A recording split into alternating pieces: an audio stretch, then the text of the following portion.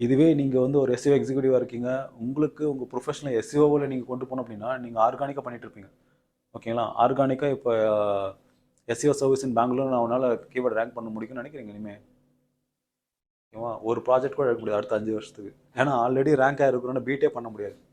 ஏன்னா கிட்டத்தட்ட ஒரு 200-300 ஏஜென்சி இந்த பக்கம் சர்க்கிள் இருக்குது. ஏன் ஒருத்தன் கூட அந்த கீவேர்டுக்கு ரேங்க் ஆகணும்னு நினைக்கிறீங்க? நாங்களும் அதே சர்வீஸ் தானே தரோம். இப்போ நானே எஸ்இஓ சர்வீஸும் தரேன், டிஜிட்டல் மார்க்கெட்டிங் சர்வீஸ் எல்லாமே தரோம். இப்போ நாங்கள் சர்ச் பண்ணால் ஏன் டாப்பில் வரல? ஃபேக்டர் இருக்குது. ஓகேங்களா? ஆல்ரெடி இந்த செக்மெண்ட் இந்த கீவேர்டு வந்து லாக் ஆகிடுச்சு. இதுக்கப்புறம் ஒருத்தன் புதுசாக வரணும் அப்படின்னா குறைஞ்ச ஒரு 5 வருஷமாச்சு பாடு போடணும். 5 வருஷம் எஃபோர்ட்டை நீங்கள் போடல அப்படின்னா எஸ்இஓவில் நீங்கள் வின் பண்ண முடியாது.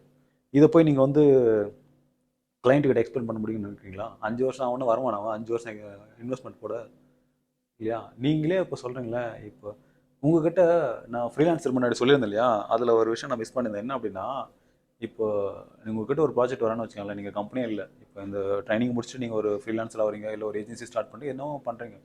உங்களை யார் அப்ரோச் பண்ணுவான்னு நினைக்கிறீங்க? ஒன்று புதுசாக பிஸ்னஸ் ஸ்டார்ட் பண்ணுவான் இல்லையா? இல்லை ஏதோ ஒன்று பண்ணணுன்னு வருவான். அவங்ககிட்ட காசு இருக்குன்னு நினைக்கிறீங்களா?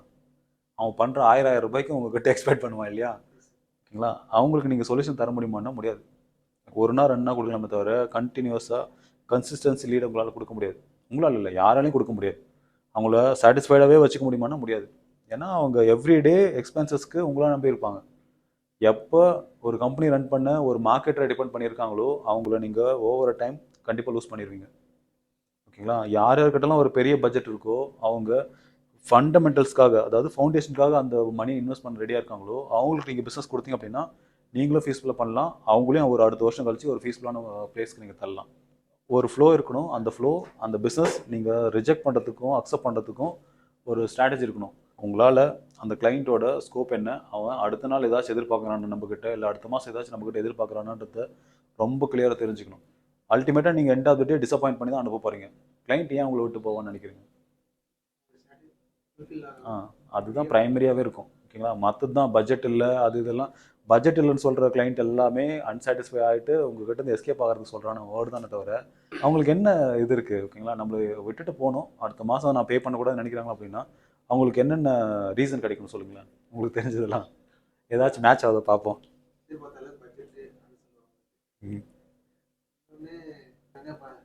இன்னும் ஸ்ட்ரீம் வச்சுக்கணும்னு சொல்லுவாங்க. கரெக்ட். இதுதான் ப்ரைமரியும் ஆக்சுவலாக எங்களோட ஏஜென்சியில் நாங்கள் ஃபேஸ் பண்ணுற விஷயம் இதுதான். எங்களோடதே இல்லை, எல்லா கம்பெனியும் ஃபேஸ் பண்ணுற விஷயம் இதுதான். எஸ்கேப் ஆகணும்னு நினச்சிட்டாங்க அப்படின்னா தே வில் எஸ்கேப்.